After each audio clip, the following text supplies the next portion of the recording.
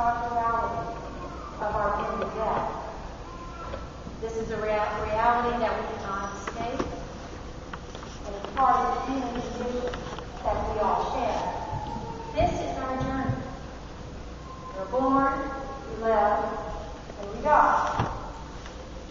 However, this also reminds me of Peggy Lee's song that was popular so many years ago, Is That All There Is? Refrain that used to run through my mind at times in my life when it seemed a futile struggle and an attempt to endure. But today, I say no. I believe that there is something more to our lives than simply living and dying. This reminds me of the day that I met Rose. I was a chaplain at Daly Haven Hospital, and the nurse was giving my shift after a very, very long day. When the nurse came to me, she said, "Would you please come by and see this patient of mine? She's very elderly, she's very ill, and she's going home."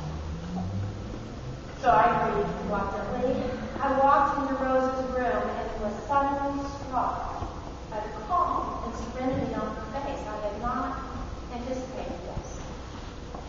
So we sat down and we began to talk. For a few minutes, I was sitting by her side, and she was holding my hand as she began to unfold her life story with me. She and her husband had raised a family of 3 daughters. She had helped her husband run a small business. In time, she was her husband's caretaker, which he died many years ago. Really nothing remarkable or extraordinary about this life. But there was nothing ordinary about Rose. Rose had been diagnosed with a terminal illness a few months before we met. There was no more treatment for her. Rose was dying.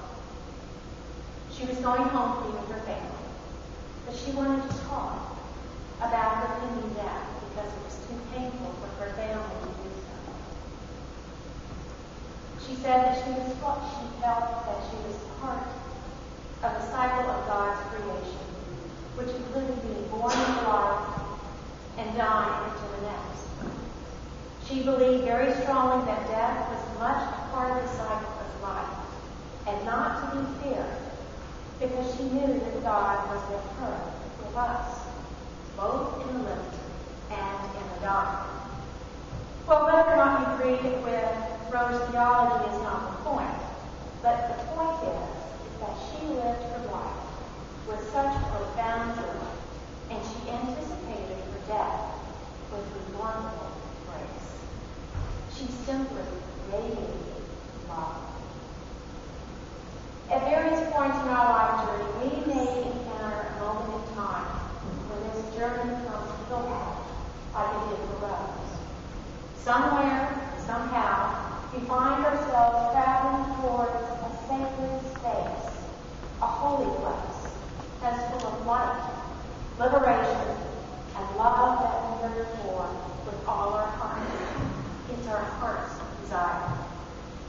This may be the eternal life that Jesus speaks of, a life anchored in love, a love so strong that it is both immanently within us and transcendently around us. The air is pregnant with God.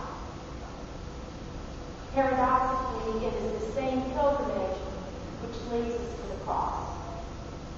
Along the way, we will suffer loss, touching disappointments, and broken hearts.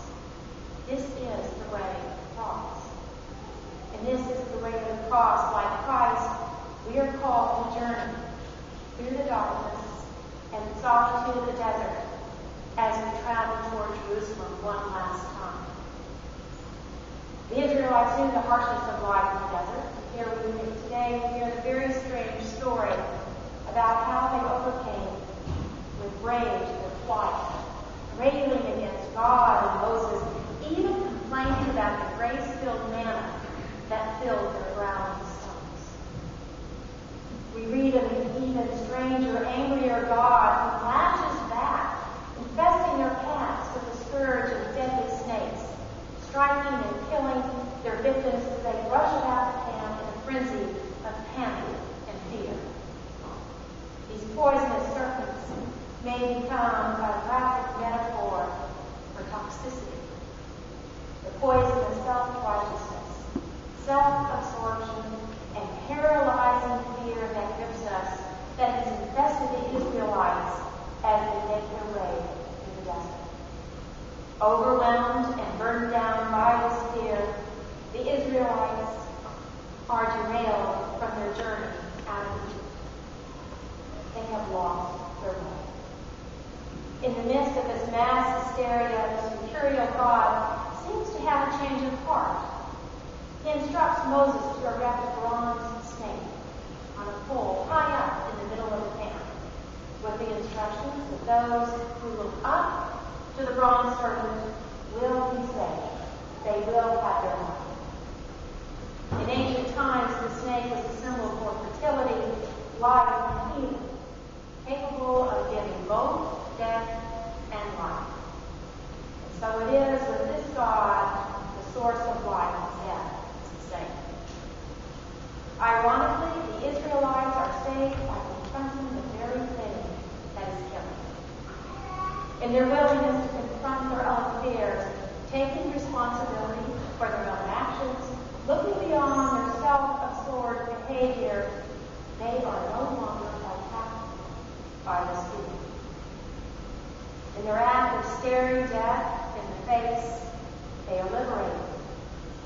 They are free to continue their journey through the desert toward the promise of a new and abundant life.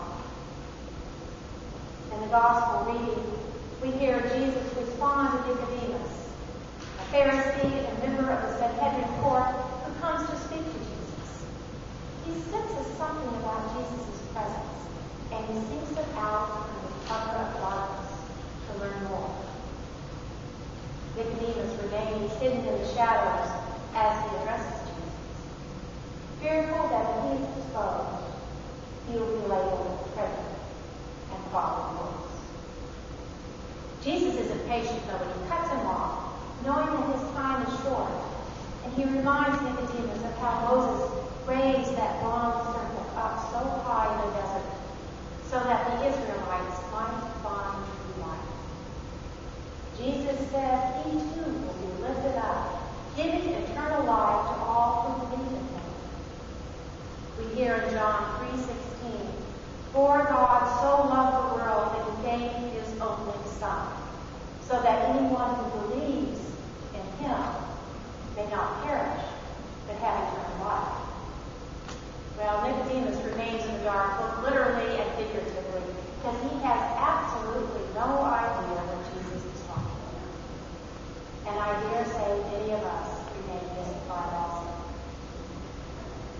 Even though it is one of the most frequently quoted verses in the Bible, John 3:16, just look at any end zone in a football game, you'll see that it's one of the most abused, misused, and understood verses.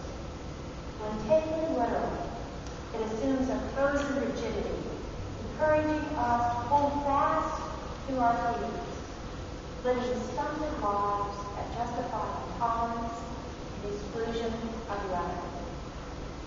I propose that there is another way to read this passage. Jesus uses the word believe as a verb, an action word that means actively responding to God's overpowering love that goes far beyond the cognitive response of faith. To believe is a way of doing, being, and living in this world, actively engaged with the other. We seek out and we develop relationships that mirror this abundant life that God intends for all of us.